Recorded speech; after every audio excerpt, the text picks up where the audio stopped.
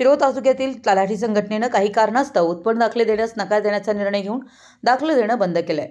शैक्षणिक कामासाठी किंवा दवाखाना या कारणासाठी नागरिकांना दररोज उत्पन्न दाखले द्यावे लागतात, पण संघटनेच्या निर्णयामुळे स्थानिक तलाठी दाखले देण्यास भीत आहेत। आपण तत्काळ यामध्ये मध्यस्थी करून उत्पन्न दाखले देण्यास तालुक्यातील सर्व तलाठी यांना आदेश द्यावेत व दाखले देण्यास टाळाटाळ करणाऱ्या तलाठ्यांवर कारवाई करावी म्हणून आंदोलन अंकुशनं शिरोळ तहसीलदारांना निवेदन दिलं। नायब तहसीलदार श्री पिसे यांनी निवेदन स्वीकारलं। निवेदनात म्हटलं आहे की अनेक तलाठी सर्कल हे आपल्या स्वतःच्या घरात राहतात आणि शासनाकडून घरभाडे भत्ता घेतात। अशा लोकांची चौकशी करून घेतलेला भत्ता वसूल करावा आणि सर्वांना नेमणुकीच्या गावात राहण्यास सांगावं।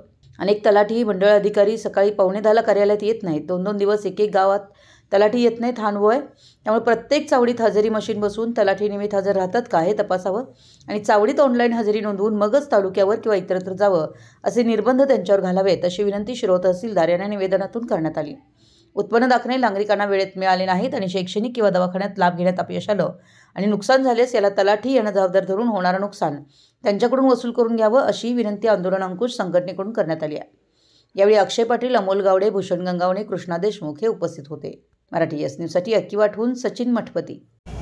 आज आंदोलन अंकुशच्या माध्यमातून आज तहसीलदार ऑफिसमध्ये येऊन तहसीलदारांना एक निवेदन दिलेलं आहे की गेली एक आठवडा झाले या महाराष्ट्रामध्ये संपूर्ण जिल्ह्यात संपूर्ण तालुक्यामध्ये उत्पन्नाचे दाखले देण्यास देत आहेत, पण आपल्याच फक्त तालुक्यामध्ये शिरोळ तालुक्यामध्ये सर्व तलाठी कार्यालयामध्ये उत्पन्नाचा दाखला हा देण्याचं बंद हे तलाठी लोकांनी केलेलं आहे। या तलाठी अधिकाऱ्यांनी खरं तर या शैक्षणिक कामासाठी या मुलांना किंवा सरकारी दवाखान्यामध्ये ज्या गरजू लाभासाठी जो उत्पन्नाचा दाखला लागतोय ह्यो सुद्धा दाखला देण्यासाठी हे लोक टाळाटाळ करत आहेत। यामुळं बरंच शैक्षणिक मुलांचं नुकसान आणि या सरकारी दवाखान्यामध्ये जे लाभ घेणार आहेत या महिला असू देत, सर्व व्यक्ती असू देत, यांचं या ठिकाणी नुकसान व्हायलं आहे आणि हे कुठेतरी थांबावं आणि ह्यातनं कुठं मार्ग काढावा यासाठी आम्ही तहसीलदारांना आता निवेदन दिलेलं आहे की हे लवकरात लवकर आजपासून आम्ही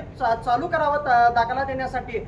आणि दुसरा एक महत्त्वाचा मुद्दा, जे तलाठी लोकांनी किंवा मंडल अधिकारी या तालुक्यातले असतील ज्यांना 9:45 ते 6:30 पर्यंत टायमिंग आहे, कामकाजाची वेळ आहे, ह्या कामकाजामध्ये त्यांनी वेळेत हजर राहून आपलं कामकाज पूर्ण करायला पाहिजेत, पण 9:45 वाजता न येता 11 ते 12 वाजता अनेक तलाठी असतील, जे मंडल अधिकारी असतील, हे आपल्या कार्यालयामध्ये हजर राहतात आणि ह्यामध्ये बऱ्याच लोकांचा या ठिकाणी वेळ वाया जातोय आणि कुठंतरी याला चाप बसावा यासाठी एक इलेक्ट्रॉनिक हजेरी मशीन म्हणून या ठिकाणी तहसीलदारांनी कायमस्वरूपी नेमणूक त्या कार्यालयामध्ये करावी, जेणेकरून हे अधिकारी लोक कायमस्वरूपी या प्रत्येक तलाठी कार्यालयामध्ये हजर राहतील।